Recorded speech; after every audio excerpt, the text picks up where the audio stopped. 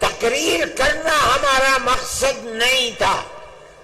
ہمیں تو گورنمنٹ کو یہ دکھلانا تھا، چندرا جی کی گورنمنٹ کو، کہ آپ جس صوبے اور اسٹیٹ کے چیف منسٹر ہیں وہاں کا مسلمان چاہتا کیا ہے.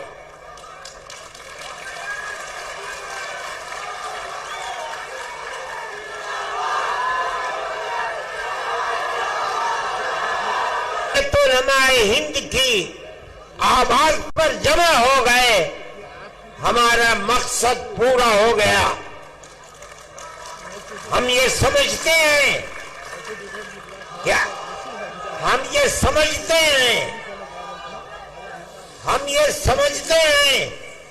کہ آپ کے یہاں جمع ہونے کی آواز صرف اس پردیش ہی میں نہیں، پورے ہندوستان میں نہیں، پوری دنیا کے اندر پہنچ رہی ہے.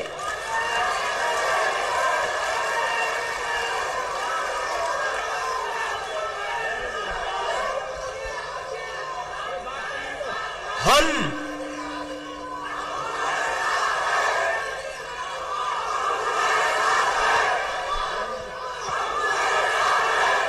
جمعیت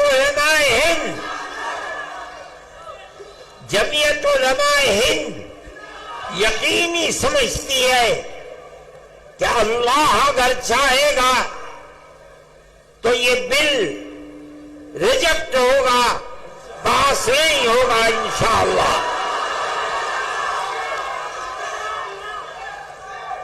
آپ کی گورنمنٹ جن بیساکھیوں کے اوپر بی جے پی گورنمنٹ ٹکی ہوئی ہے، آپ کی گورنمنٹ اس آواز کے بعد جو آج آپ آواز دے رہے ہیں یقیناً اس بل کی مخالفت کرے گی. ہم اس ملک کے رہنے والے ہیں، ہمارے اس ملک کے اندر کیرلا سے لے کر کشمیر تک اور منی پور سے لے کر بمبئی تک ہمارے لاکھوں اوقاف ہیں. آج سے نہیں، اس ملک میں مسلمان 1300 سال سے رہتا ہے.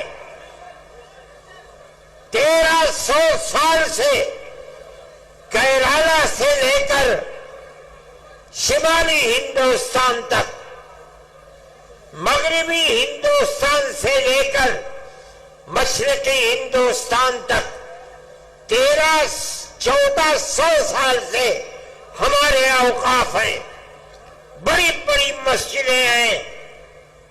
دلی کی جامع مسجد سے بادشاہوں کی بنائی ہوئے بڑی بڑی مسجدیں ہیں. آج تک قانون یہ تھا کہ جو قبرستان ہے یا مسجد ہے یا خانقاہیں ہیں، اگرچہ ان کے کاغذات نہیں ہیں لیکن ان کی صورت یہ بتا رہی ہے کہ وہ مسجد ہے، اس کا مطلب ہے کہ وہ مسلمانوں کا وقف ہے. اس لیے جو پرانا دستور تھا وقف کا، اس میں یہ بات لکھی ہوئی ہے کہ جو مسجد ہے اس کو وقف مانا جائے گا. چنانچہ آج تک 1300 سال سے کاغذات میں اس کو وقف ہی بتایا جاتا ہے. یہ پرانا وقف ایکٹ تھا. ملک کی بدنصیبی ہے کہ آج جس ترمیمی بل کو لا کر ہمارے سر کے اوپر پہنایا جا رہا ہے وہ یہ کہتا ہے کہ اگر وقف کے کاغذات نہیں ہیں تو اس کو وقف نہیں مانا جائے گا۔ ہم 1300 سال پہلے کے کاغذات کہاں سے لے آئے؟ 600 سال، 700 سال، 800 سال، 500 سال کے کاغذات کہاں ملیں گے؟ لیکن ہمارا یہ عقیدہ ہے، ہم مسلمان ہیں، مسجد خدا کا گھر وہی معتبر ہوگا جو وقف زمین کے اوپر ہے۔ جو زمین اللہ کی زمین ہے، کوئی اس زمین کا مالک نہیں ہے۔ کسی کی زمین کو چھین کر مسجد نہیں بنائی جا سکتی، اگر بنی ہے ہم اس کو مسجد نہیں سمجھتے۔